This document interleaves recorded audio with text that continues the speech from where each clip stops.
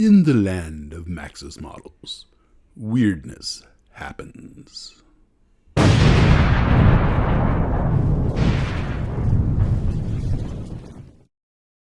So, have you ever actually seen a kaiju movie?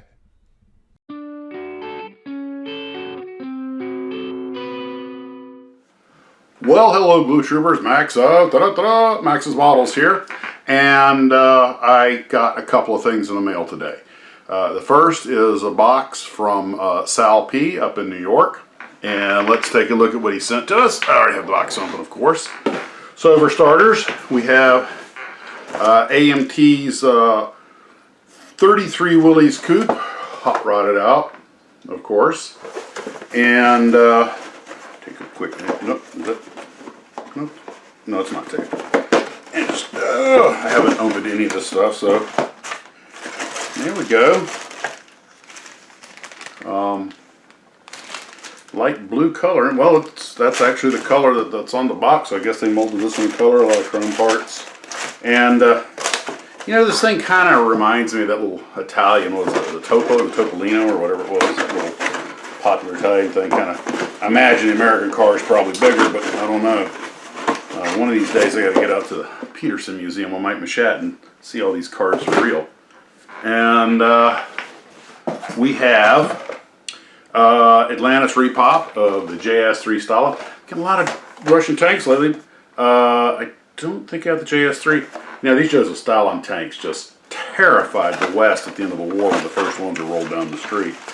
And keeping a Aurora tradition, it's in very interesting shade of green. You know what this would be good for? Remember I talked about the Tamiya kit? I want to try to use the spray-on glue and the like talcum powder to put a snow effect on it. And this would make a great one to test it with before I commit to the larger tank. But quite a little 148 scale collection of armor, mostly Russian armor. That's cool though. You know, 148 scale armor is not as much around as there's 135th, but it makes it a lot easier to make a diorama that doesn't eat up the whole room. And now we have the Revell Italeri Dornier 217 with the Nightmare German glazing. That'll give me some airbrush practice. Looks like dark gray over extremely dark gray or black with black curly Q spray job, so that should be interesting to paint. Clearly a setup as probably as a night fighter or a night bomber. But the Germans did love their glazed canopies. Well, everybody did back then. Look at us in the B-29. Oh, here's a beast. Italeri's AC-119K Stinger. Yes, let's turn cargo planes into badass gunships. First the C-47 became the AC-47. C-119 became the AC-119. And by the way, they were both in operation in Vietnam at the same time. And these were all interim aircraft till they get the AC-130. So it's funny that, you know, cargo planes would make some of the most badass monster fighting planes out there. All right, and we have a Skyhawk, and this is the A4M by Fujimi. And funny thing about the A4M, you know, the Skyhawk first came out, I think in '54. I don't know if that's when they test flew it or when it entered service, but in the mid-50s. And I had, when I was at Mesa Airlines, I was fortunate enough to be the first officer to a captain who was a retired Navy commander who had flown the A4 for his entire 20 years in the Navy. It was the only plane he flew. And he went from the early A4s all the way up to the A4M, this model.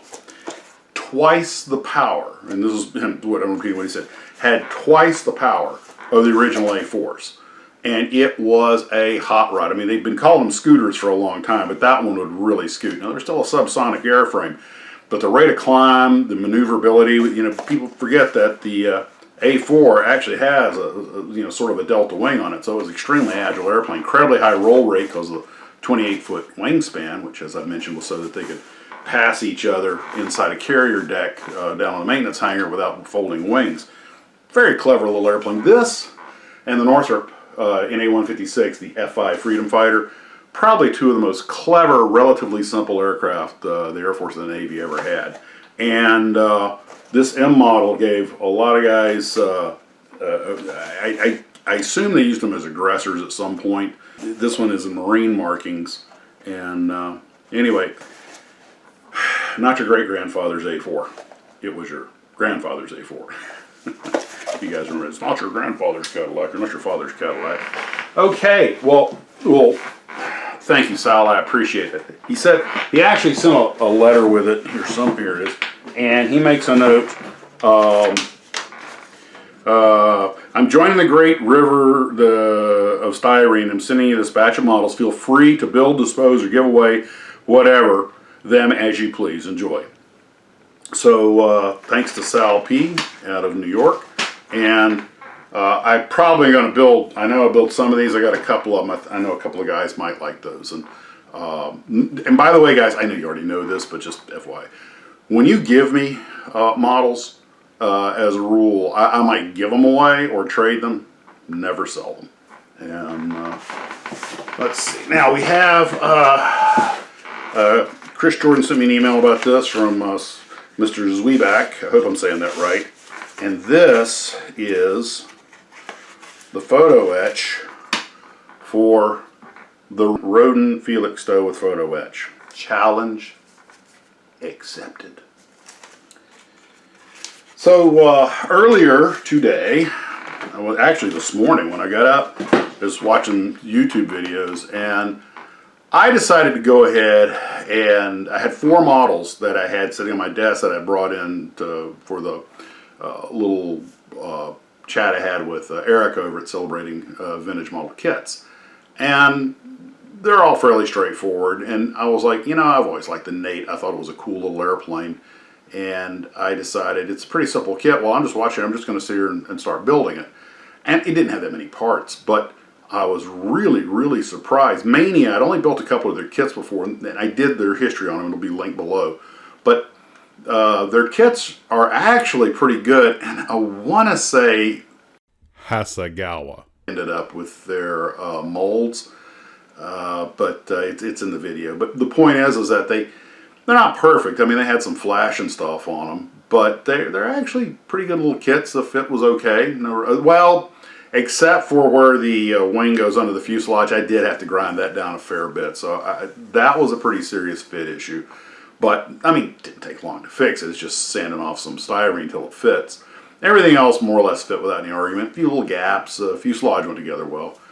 Surprisingly, fairly deep for when that kit was made, fairly detailed little cockpit. I mean, it had the stick and the seat and the instrument panel with some little tiny instruments printed on it. And I didn't paint it, which is why in these pictures the canopies aren't glued on. I'm going to paint it later. And yes, this is what... by the way, it also gives you multiple options for the landing gear, because sometimes the Nates had spatted wheels, and they have the one-piece gear with the spatted wheels, which is what I'm using. But it also has multiple parts for the semi-spatted or no spats on the gear, and it also has 2 different canopies, because the Nate had, I think it was the later model, had more glass on it. Earlier model was a little more boxed off. Then they give you both canopies. Same windshield, same sliding piece, but 2 rear canopies. And it's a 3-piece canopy on a 1/72nd scale model, although you're not really going to be able to slide that canopy over. If you want a canopy open, you probably have to saw off, because I mean, what model, unless it's vacuum form, it's virtually impossible to get a kit model canopy to sit properly, except for some of the later models that are designed to do it, but you know what I mean, just because the acrylic's too thick. But anywho, it was a fun little build, and the engine on it, the diagram didn't quite match the actual piece, and I wasn't 100% sure which way it went, but I figured out, okay, I think this big open-end part is the part that goes forward. It looks the most like the diagram. But still, Mania was short-lived, but they made some decent kits. And it was fun just to build it. The good quality styrene, and I didn't really have, other than that, fit with that wing section going on the fuselage, which of course is a major component, was really the only complaint I had. What I was shocked with is how detailed the decals. They give you decals for like 6 different squadrons. They give you all of these colored pictures. That was impressive, even by today's standards. So Mania was an interesting little company. Their models were okay. They did have fit issues, but nothing you couldn't overcome. But the research on them was great. And Judging by some of the aircraft they produce, I'm kind of thinking maybe somebody's granddad flew those things during the war or something, or I don't know. The Japanese are just very, very in tune with their history, and so they know how to get all those details right on Japanese equipment. And I was just really impressed that this little kit, which was probably a little more expensive than most kits of its size back then, had all these options. And of course, the Nate was used everywhere, and it's a little 1/72 scale kit. I've got it back in its box now, waiting to go over and get in line at the paint shop. And these other kits that I have here that I was going over with Eric, I think I'm just going to leave them here in the office. And when I'm in the mood, just tinker on them and paint them later. I've got the Raiden and the French Navy Hellcat. And I pulled off an old kit by Marusan that, I don't know, I'm a little torn on whether or not to build it, just because the Marusans are kind of rare now. Not rare, but you know, it's a 50-year-old something kit that's still all in the box. So part of me wants to put it on the protected list, put it into you know, the styrene witness protection program. We got to come up with a cool name for that. For witness protection, they call it WITSAC. So we got to come up for StySac, you know, styrene security or styrene protections. Styrep? No, Stypro. ProSet. ProStyr. We'll figure some cool little name for models we won't build. Well, guys, now I'm just blathering, which is my superpower. You guys take care of yourselves, and as always, model on.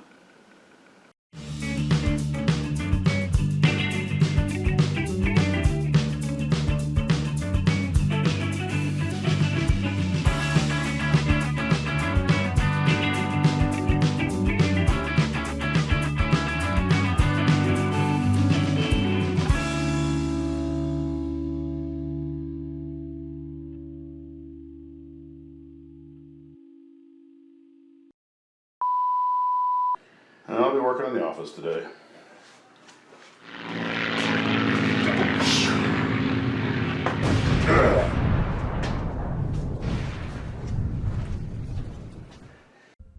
I hate it when these models come to life.